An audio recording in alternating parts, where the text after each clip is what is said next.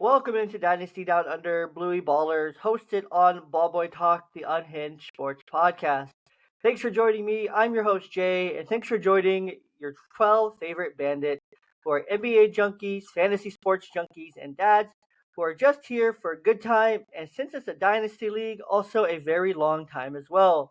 Today on the podcast, we're talking about our league's weekly recap, some big-time trades going down in the league, which is insane. Really can talk about some strategy here in the near future.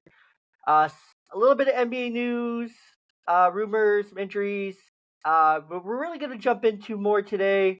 Rookie review, prospect preview, sophomore slumps or nah, and lastly, what's going on with the blank. And that would be essentially a team that we're going to talk about. I think you guys put that together. So let's jump right into our weekly recap. So our weekly recap, our league was another great week. It was another good week for myself. I'll take it. Let's find the weekly recap, weekly report. So the best manager of the week goes out to Lord Sage. And we're going to say his name a lot. That's his handle. His actual username is now Discount Presty. You'll understand why. He put up 311. That is the highest score in the league on the year. And then the lowest score was actually D Commodore Classic Stripe. He only put up 207. He only got 74% of his matchup, so he scored 207 out of 278.5. So that's a pretty big disparity. I'm not gonna lie. So that was quite the disappointing week for him, I feel. But that's okay. He has Sengun, who is untouchable, unfortunately. I've been trying to get him, but alas, it has not succeeded. Let's see what else has gone on. Let's review here. So, myself, I won against the Puzzini Dynasty, 271 to 239. I had 7 top picks. He had 6. I had no worse picks. Lord Sage, again, he won against Pavola and Pavic, 311.5 to 254. He also didn't have a very efficient week. Popping with Tebow, won 262 over Classic Stripe, who drops to 0-4, yet he is reluctant to sell any of his most valuable pieces. Mitchman, 95, lost to Magic Claus. Magic Claus won 265 to 242. That looks like it's our closest matchup on the week. And then to Infinity went beyond, won 262.5 to 214 against that blue guy, who now drops to 0-4. And then all balls, no bite. 1 improves to 3-1 against Skitty's Bandits, who are now 2-2 after putting up 238 points total. So that's kind of where things lie. Lord Sage, he had the best performance. He was 98.6% accurate. I was right behind him at 93% accurate. Magic Claus, 88, and then all the way down to Classic Stripe at 74%. Our current standings as they stand now, Poppin' with Tebow is 4-0, so he's right at the top. I'm in second place with 3-1. To Infinity when Beyond is 3-1. All balls, no bite is 3-1. And then that's our top 4 right now. And then, of course, Mitchman 95 is in 5th. Pavlola and Pavic is 6th. I believe that would round out our playoffs if they were to start this week. Our most efficient manager, we already talked about that. Halliburton was the highest scoring point guard. Devin Booker, shooting guard. Kevin Durant, small forward. Giannis, highest scoring power forward. And then Wembanyama, highest scoring center. Let's see, our top free agents according to points. Some interesting names here. S. Umde, Detroit guard. He averaged about 11 fantasy points on the week. Isaiah Joe, OKC combo forward. Combo guard forward, 16 fantasy points average. Kevin Knox, small forward, power forward for Detroit, average 13.83. So essentially 2 Pistons on here. We're going to talk a little bit more about that team a little bit later in detail. And then you got Chris Boucher. He averaged 15.25. And then you got Isaiah Jackson, Indy big man, who is going to benefit from Thais being gone for sure. So 14.25 average fantasy points on Sleeper. And that's our weekly recap of scores and whatnot. But there was quite a few trades that started early on Monday. So I posted last episode. We saw Jose Alvarado get dropped. I mean, that's fine. I don't think anyone really wants him. And we saw Lord Sage make a trade with Tim G. He ended up trading away Anthony Davis, and he got Evan Mobley and a 2026 first round pick. And then Papa Tipo ended up dropping Derek Jones. I dropped Dario Saric. He's just been so streaky, inconsistent. Kerr's really trying to figure out his best rotation with his guys. He's going to figure it out. He always does, so we'll see what happens. And then Lord Sage made another trade where he got Jalen Williams, OKC, for Fred VanVleet. He gave up VanVleet and a second to get Williams. Was that the whole trade? That was the whole trade. So I don't know about all that, but definitely the jury made out good on that one for sure. So some big front office energy, big Thanksgiving fire sale going on.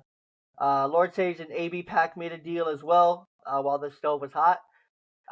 Lord Sage received Franz Wagner, small forward Atlanta, Josh Giddey, OKC, 1-2 guard, and then a 2024 third for Paul George and D'Anthony Melton. Again, solid pickup.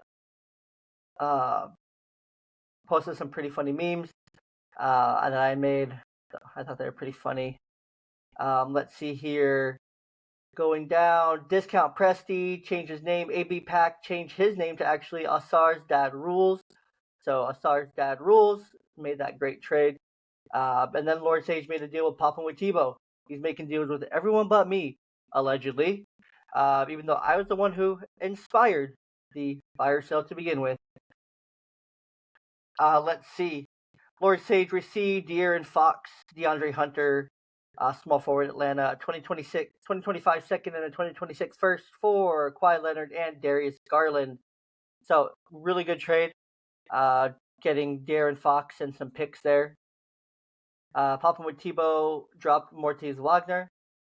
That's okay. So overall, so far, he had traded, just to kind of give you guys a recap, Paul George, Anthony Davis, D'Anthony Melton, Fred VanVleet, Kawhi Leonard, Darius Garland, and a 2025 second. He's flipped that into Jalen Williams, Evan Mobley, Franz Wagner, Josh Giddey, De'Aaron Fox, DeAndre Hunter, a 2024 third, a 2025 first, a 2025 second, and a 2026 first. So yeah, some pretty crazy stuff. Really impressed. Nick Smith got picked up by Papa Tebow. Like that move. I picked up Daniel Thais and dropped Killian Hayes. So that was a little bit overdue. I claimed Jonathan Isaacs off of the waivers this morning. And then Lord Sage, of course, keeping it home, picked up Isaiah Joe, solid role player. And then he also picked up Dario Saric, which I can't get behind this dude. He's been so streaky. He's averaging about 20 fantasy points-ish over his last 7. He's really leading that bench. He's getting points. He's getting minutes. I just don't know. He's on a full-on platoon with Kevin Looney, so I think he's limited. I think he's very limited, kind of depending on what happens there. But that's our full recap of our league so far through Wednesday. Some good stuff going down. So, yeah, really liking it. Let's jump into our league news, rumors, and injuries. So, some rumors. We're really seeing the Kings really come out as a very strong trade destination, like a trade landing spot. They have assets, they have money, they have tradable contracts. They're going to be involved in every star player, allegedly. Pascal Siakam, OG Anunoby, possibly Zach LaVine. Who knows who else they could be? If there's a star available, they're going to be making calls, according to multiple reports.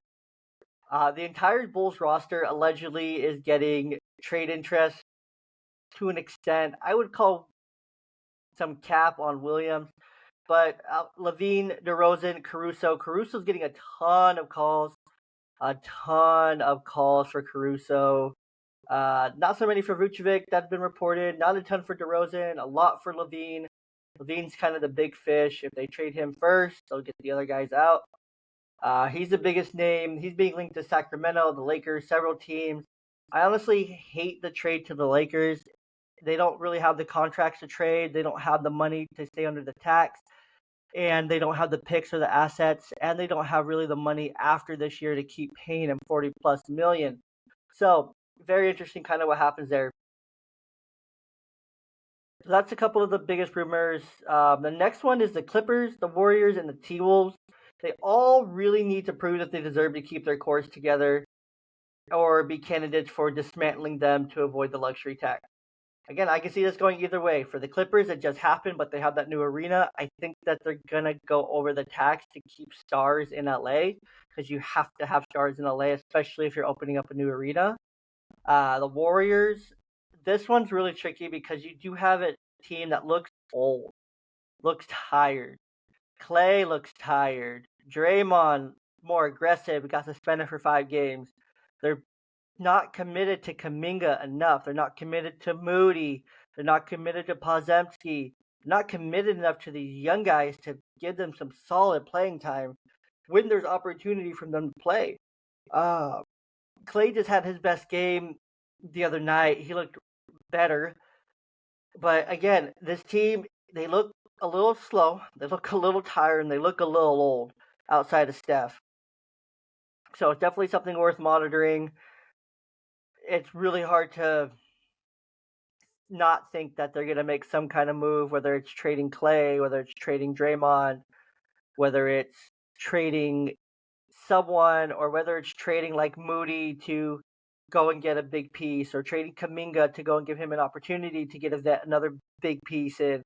It's going to be really interesting to see what happens. Trading Andrew Wiggins, which needs to happen to get a piece. So it's going to be very interesting to see what happens with the Golden State Warriors. I'm keeping my eye on it because I think something could go down there. And of course, the T-Wolves. The T-Wolves, they look really good.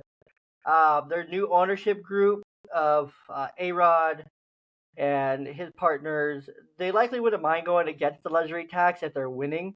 But there have been numerous rumors now that this is Anthony Edwards' team, that Cat's irrelevant. I saw a stat that the Timberwolves are actually better when it's Anthony Edwards and Rudy Gobert on the floor versus Anthony Edwards and Karl Anthony Towns, which makes sense. Gobert's an elite defender, an elite pick and roll kind of guy. Cat's a pick and pop, can drive, can get you boards, but Gobert can do all those same things. He can't shoot as well, but outside of that, he does so much more for your team defensively than Cat. Some injuries. Bradley Beal's out 3 weeks. Walker Kessler on the Jazz. He's been cleared for activities again. The Blazers got Brogdon back. They might get Scoot Henderson back again this week as well. Pelicans Matt Ryan. He's out 2 weeks with a calf strain, and Jose Alvarado returned.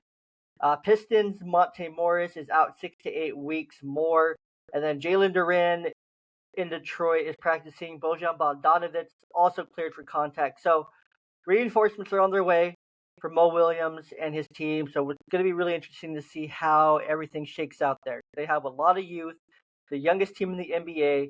And I'm just really excited to see how it continues to shake out. So let's do some rookie review. Let's see kind of where our rookies are at. I got 5 highlighted. We're going to talk about top 5 rookies right now, and then going to give you a primer for who we're going to end up talking about next week, and some honorable mentions as well. So, obviously, if we're talking rookies, we're talking Wemby. Victor Wembanyama went 101 in this last draft through the first 13 games of his career. This was through his 13 games. I believe he's played one more. 19.3 points, 9.5 boards, 2.4 assists, shooting 42, 28, 77. So he's not shooting great from 3. He's just not. That's plain and simple. He's shooting okay, everywhere else. He's not crazy efficient. And then he's only shooting 77% from the line. So definitely some concern on the shooting, but again, it's a rookie. It's the NBA, getting used to the pace of play and everything coming over from France. His career highs are already career highs: 38 points, 14 rebounds, 8 blocks. Pretty insane. So I like it. Our next guy is Chet. He was actually the 2022 number 2 pick, but after a season-ending injury, they granted him rookie eligibility for this year. Through his 14 games, he's averaging 17 points, 7.8 boards, 2.6 assists, and he's shooting a really solid line of 56.5, 46%, and 90.7% from the line. So I believe it's the 60-40-90 club, something like that. He's right there. He's real close. So really like what I'm seeing for him. His career highs are almost right on with Wemby. 36 points, 13 boards, 7 blocks. These two almost mirror each other, but I like Chet's shot a little bit more, and I like his body as well. He's a little bit able to bang around, hang in there in the paint with some of the other bigs in the league. Then you got Sarr Thompson. He went number 5 overall in this last draft, currently playing for Detroit. Through 14 games, he's averaging 11 points, 10.3 boards, 3.4 assists, and he's shooting a dismal 44.1, 13.8% from 3, and a 69.8% from the line. So definitely some shooting woes to start his young career, but he is killing it on the board and defensively. 16 boards is his career high already, and 4 steals is his high. So really liking what we're seeing from Ausar Thompson. I think the future is bright for this kid. Jordan Hawkins, he went number 14 overall, and he's kind of been a guy that no one expected to get this much recognition early in the season, but injuries in front of him to like McCollum and his other teammates really have given him an opportunity. Through 13 games, he was averaging 13.3 points, 3.9 rebounds, 2.1 assists. He's shooting a less than ideal 38.9% from the field, 36% from 3, which is respectable, 84% from the line, which is also respectable. So really liking what we're seeing from Jordan Hawkins. I think New Orleans has another solid piece to build on next to BI and Zion. And then the last guy we're going to highlight in our rookie review this week is going to be Derek Lively, Dallas Mavericks. Big. He went number 12 overall through 13 games.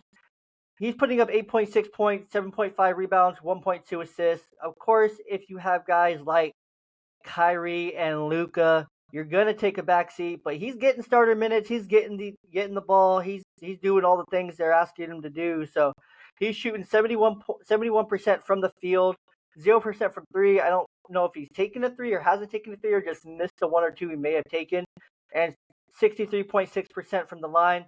So big man has to improve his shooting from the line, but overall from the field, he's very efficient. Picks his shots, takes his shots, and then he passes the ball back out too. So we can see that from his assist numbers. Some honorable mentions, guys, we're going to talk a little bit more about soon. Brandon Miller, Charlotte, Jamie Jacquez Jr., Miami, Keon George, Utah, Blyle Collier, Washington, and Marcus Sasser, Detroit. Next week, specifically, we're going to look into Scoot Henderson, Brandon Miller, Amen Thompson, Anthony Black, and Blyle Collier.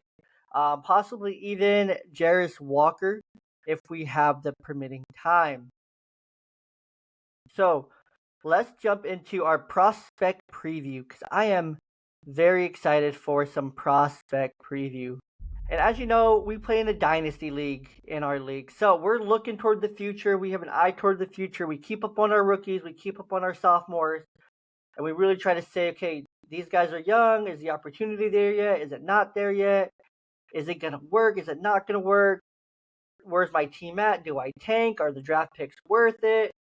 Kind of thing. Can I trade them? Can I trade and go get a higher rookie pick for this guy maybe? You always are asking yourself these questions. Like right now, I'm 3-1. I'm not even thinking about rookie picks. But if I fall to like 4-7 out of nowhere, knock on wood, I don't, then I'm definitely going to be thinking, okay, well, maybe I could go and sell. I don't know. I'm trying to think who's on my team. Michael Porter Jr.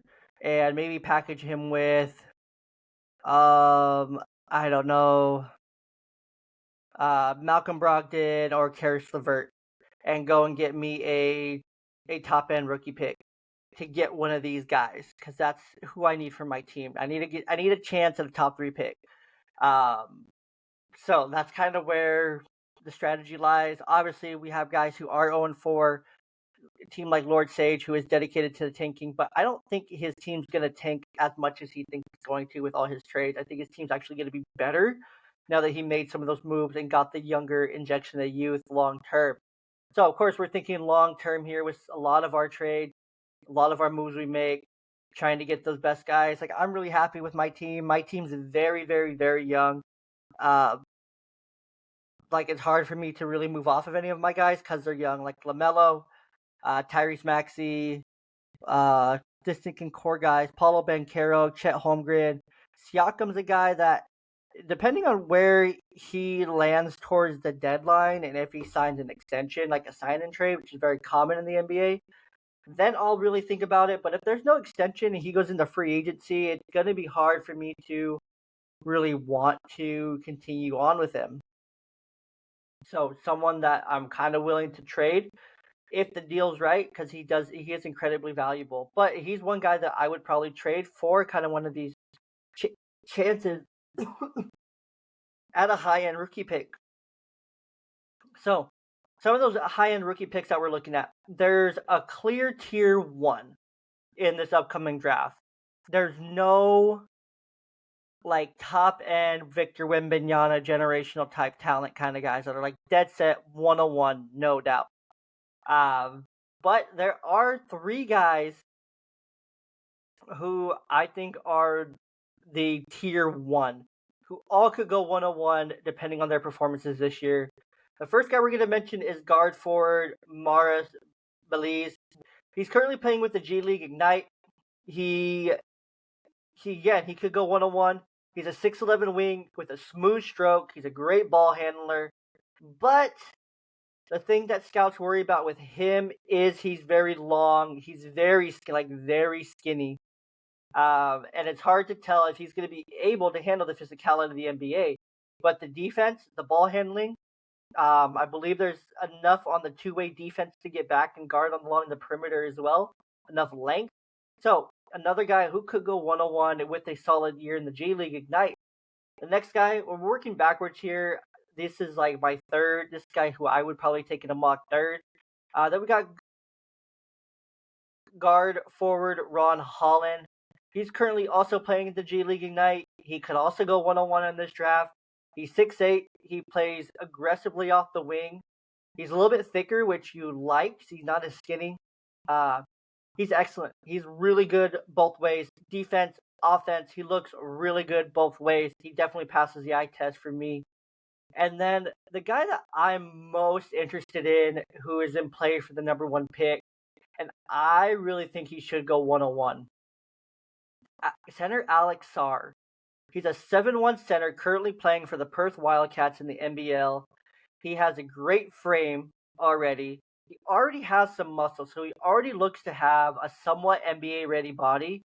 He has a smooth shot. Like, this shot of his is silky smooth. Go and check out his highlight tape. He has great length. He's great. He's a great defender. He's a smart defender. He can get down to the paint. He can cover ground, get blocks, and he uses all his length to do that. I mean, he's 7'1". He protects the basket at all costs. He's also a really great wing defender. He has incredible lateral quickness. He gets inside quickly. His physical traits are off the chart. Like, he is so talented and he has so much upside, and there's not a lot of raw elements to his game. So I really think Alex Sarr, out of these 3, is probably your best bet for a 101 kind of pick right now. I really like him as a comp to Kristaps Porzingis with the shot, the body, everything coming into the NBA. Our other 2 here that we're going to round out with is guard forward Zaccharie Risacher. He's currently also playing in France. He has probably some of the most boomer bust potential of a top 5 talent. And he leads the second tier draft prospects. So if you're thinking tiers, Buzelis, Holland, Alex Sarr. Those are like your top tier, all kinds of play for the 1 through 3. Can mix and match any order depending on the team, depending on the need. Zaccharie, Risacher, I think he leads the second tier of options, kind of that 4 through 7 kind of area right now. But he has crazy boomer bust. He's raw. He can shoot. He's a 6'8" wing with upside with his length. But the question is how much upside, and is he worth a top 5 pick? So it's really hard to say if this is going to be someone that's going to be franchise altering for you because the tools are so raw. Then lastly, we have our top collegiate prospect who also a little bit more well-rounded, not as raw, and we're really going to have to see how he does this year. We have guard Isiah Collier at USC. He's our top collegiate prospect in the draft. So out of everyone in the stateside, United States, outside of the G League, Isiah Collier, top prospect. And he's going to have to be as good as advertised. USC is going to have to be as good as advertised, in my opinion, to see kind of where they are this year. The upside is crazy. Crazy good ball handler, great floor spacer, creates shots, runs the floor, moves, keeps moving, quick, athletic, he's a little twitchy. If he can limit his turnovers, space the floor, and he can lead this USC team deep into a March Madness run, I think we could be talking about Collier as a top 4, if not top 3 pick. Maybe even offsetting Mata's Buzelis as a number 3, depending on how his season goes. And then next week, I want to talk a little bit more about, I want to keep on this kind of our prospect primer, just reviewing. We're going to talk about guard Justin Edwards out of Kentucky, guard Stephen Castle out of UConn, guard Tyrese Proctor, he's in his second year at Duke, forward guard DJ Wagner, Kentucky, and then power forward center Donovan Clingan coming out of UConn. So that's our prospect preview of the week. And now let's get into our sophomore slump or nah. So our first guy here that we're going to talk about is Paolo Banchero. Paolo Banchero won the Rookie of the Year. He was a first-team All-Rookie last year, drafted by the Magic. I know him super well, local guy to Seattle. He was the first overall pick out of Duke. He was a one and done. His NBA career so far this season, it's very similar to last year. He's shooting better from the field at 47%. He's taking less threes, but he's hitting them better at 41%. So he's a little bit more choosy with his shot. Let's see. Free throws. He's shooting a little bit worse, 66%. Total rebounds, he's down 6.6%. His assist numbers are up to 4.4% in the early going. His steals are up 1.2 per game. And then blocks are up to 0.6. Turnovers are up as well, which hopefully he can bring those down, 3.4 turnovers. And he's averaging about 20 points a night. So he's looked good. He's looked really good. The Magic have looked decent this season. They haven't looked necessarily too bad. They're winning games. It actually looks like they're actually on a 4-game win streak. And he's shooting well. He's been shooting well. Banchero has. He looks good. He gets to the line. He's getting boards, assisting, blocks. It's just the turnovers. He had 7 turnovers against Chicago on the 17th. That hurts. So he just needs to limit those turnovers. But overall, he looks really good. I don't think there's any sophomore slump in him. Next is the Rockets, Jabari Smith. So let's pull him up. And all my stats that I look at and I find are all off of Basketball Reference. So just keep that in mind if you ever want to go check or cross-check these. So Jabari Smith, let's see. He plays for the Portland Trailblazers. Oh, I picked up Jabari Walker. My bad. I'm like, Jabari Smith plays for the Rockets. That's for sure. Let's see. So, Jabari Smith He was also an all-rookie pick. He was a third overall pick in the draft. So far this season, through 12 games, playing about 30 minutes a night, shooting 48% from the field, 33% from three. Let's see. Rebounding 7 boards a game, 1.3 assists, 0.7 steals, 0.6 blocks, 1.3 turnovers, and 3.6 personal fouls. So he's fouling a bit more. All his numbers are kind of status quo.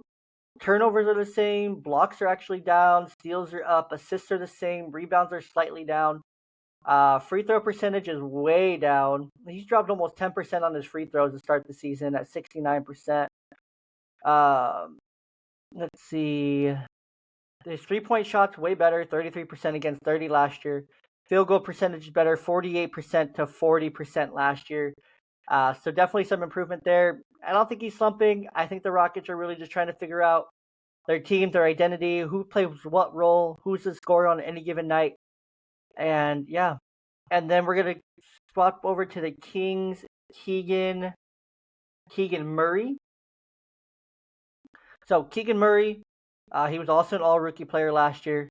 He's playing about 33 minutes a night this year, so his minutes are up. Field goal percentage is actually down about 6% to 39% this year. 3-point shooting is way down. He's struggling from the three ball. 28.7% from three. Last year he was at 41.1. His overall efficiency is down about 10%, 47.3%. His free throw percentage is up to 85% against last year's 76. So that's good. Rebounding, he's getting more boards at 6.2 this year to 4.6 last year. Assists are up, 2.0 assists. Steals are up at 1.4. Blocks are up at 0.6 to 0.5 last year. And turnovers are also up as well, 1.2 to 0.8. And then personal fouls are also up to 2.4 as well. Points per game, 13.2 this year to 12.2 last year. So there's definitely improvement, a lot of improvement defensively and just around the floor. But overall, it's not looking great. And I say that just because it just doesn't look great from the floor. He's not a primary option, which is I think is going to be okay for him right now because he needs to work on his shot. Obviously, he needs to get better. He struggled so far this year with his shot. So, but he's excelling. He's excelling on defense, which is going to keep him in the rotation for Mike Brown. And he's done really well with those difficult assignments. So maybe he's going to become more of a defensive specialist. Maybe that's what they're working on.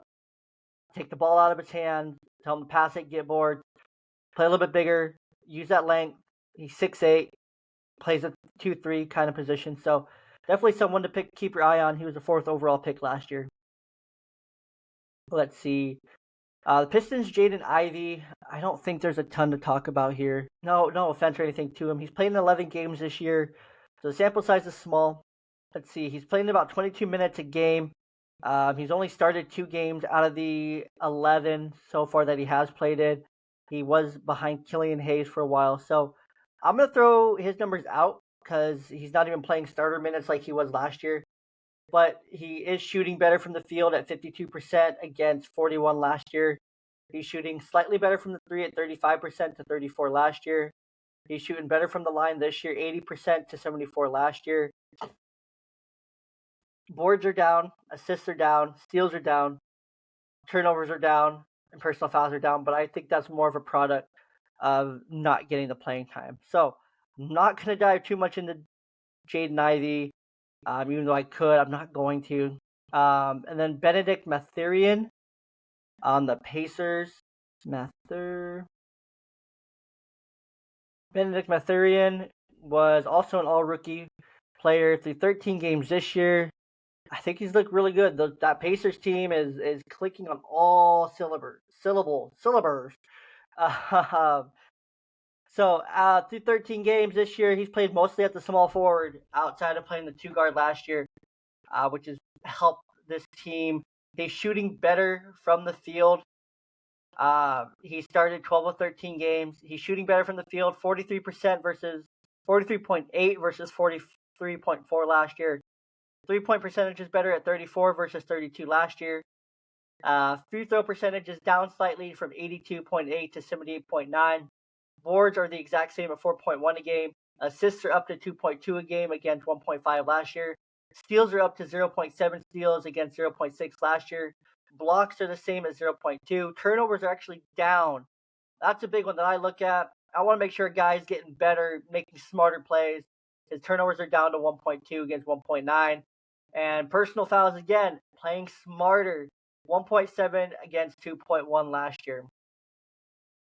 So he's scoring a little bit less. He's scoring 13.5 this year against 16.7 last year.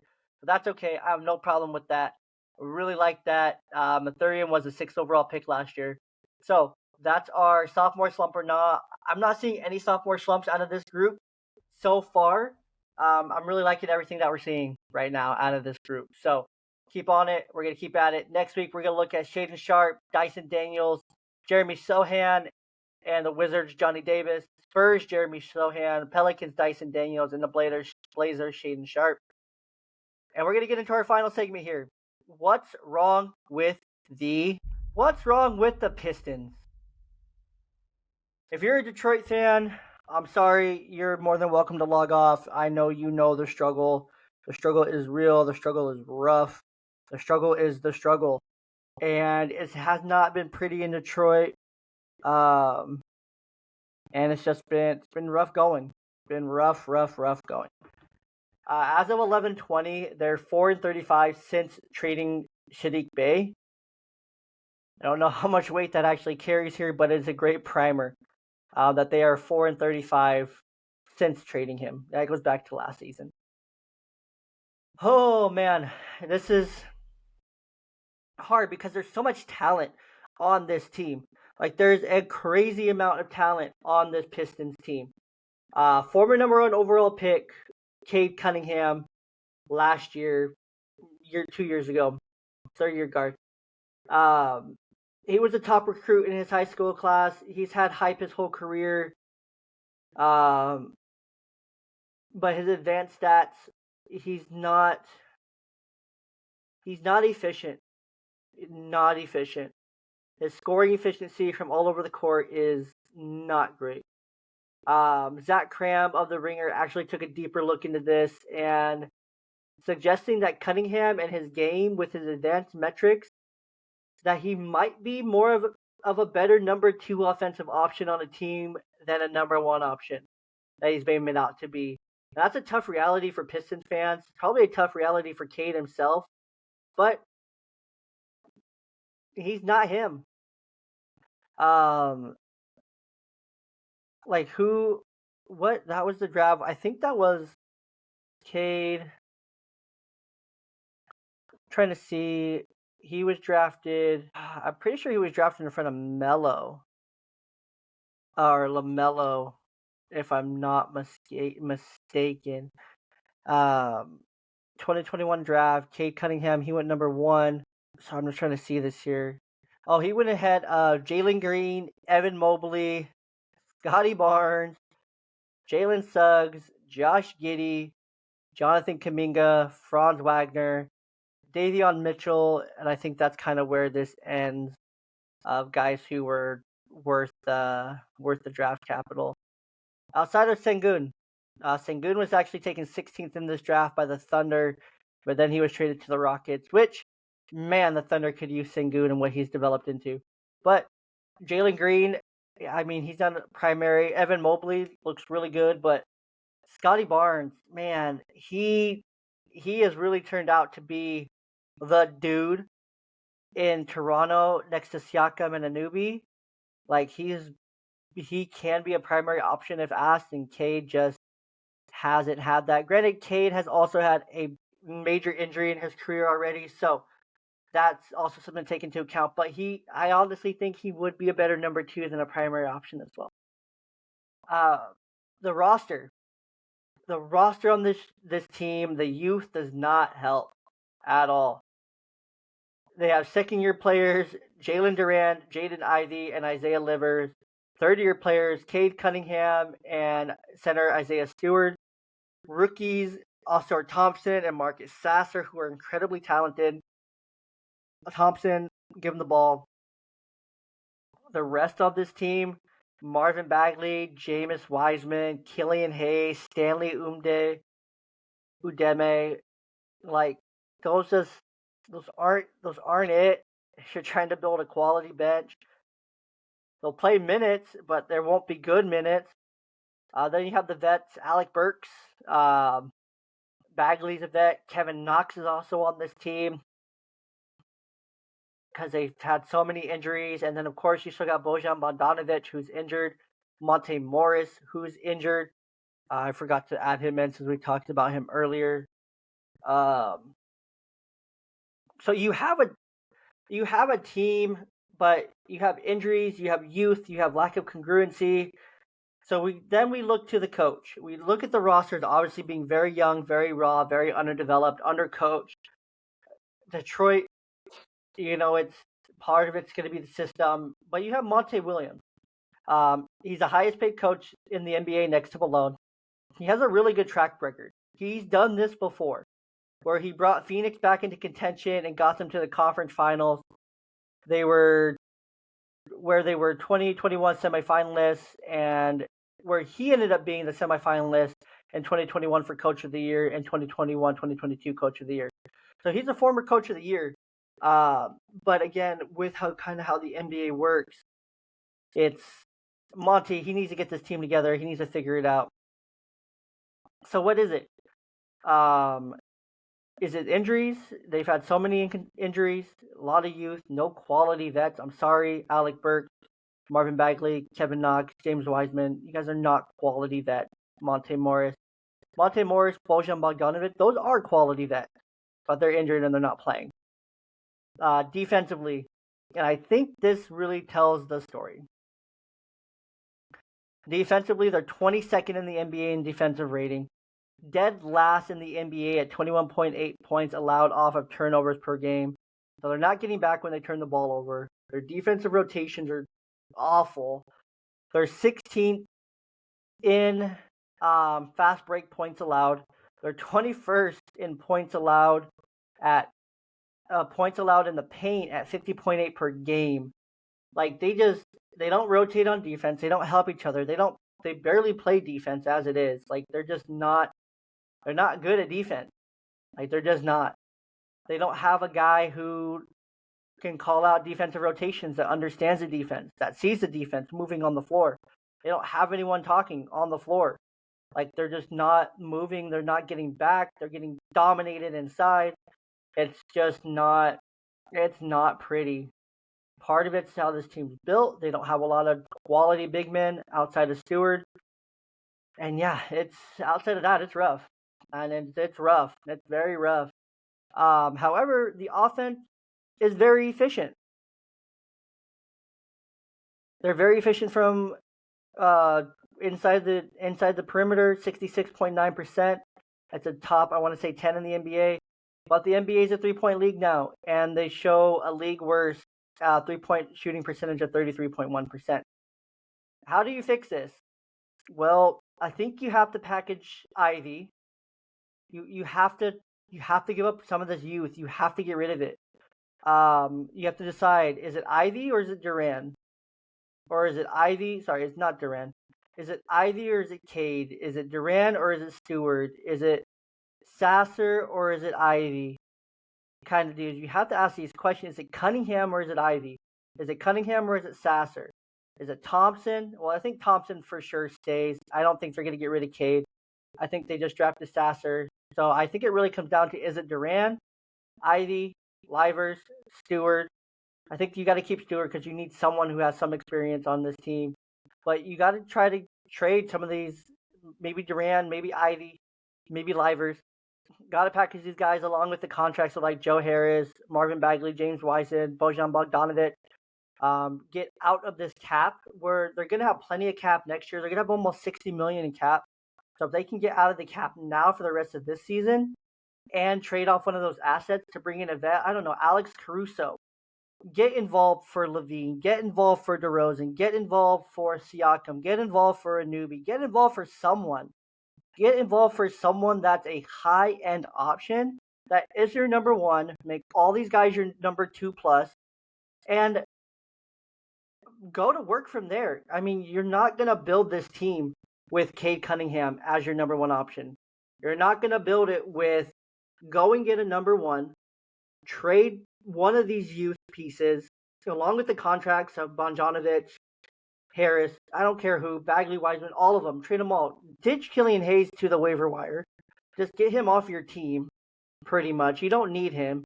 And get a guy right now and then use some of that cap next year to, see who is going to get a rookie scale extensions that are going to kick in. And then from there, go from there. I think it's pretty self-explanatory. Get a number one by using some of the talent. You have the talent. You have the picks. You have the tradable contracts to make it work, to make everyone happy. Get out of the cap situation you're in this year. Next year, spend your cap on some solid auxiliary pieces, and then go and win next year. Let these guys develop this year next to a solid number one as into new roles, and then go for it next year. And I think that's how you fix it. I don't think it's that deep. I think it's easy fix, and you can do it. So make sure you guys comment on the video on YouTube, or you go into Spotify and you answer the question of the day is who should we fix next? What's wrong with the blank? And we'll put a few teams up there as well. Thank you for joining us today. I hope you have an amazing Thanksgiving. You stay safe, you stay blessed, stay loved, stay fat, stay full. I love you. Enjoy the holiday, and we'll be back with you sometime next week, I'm sure.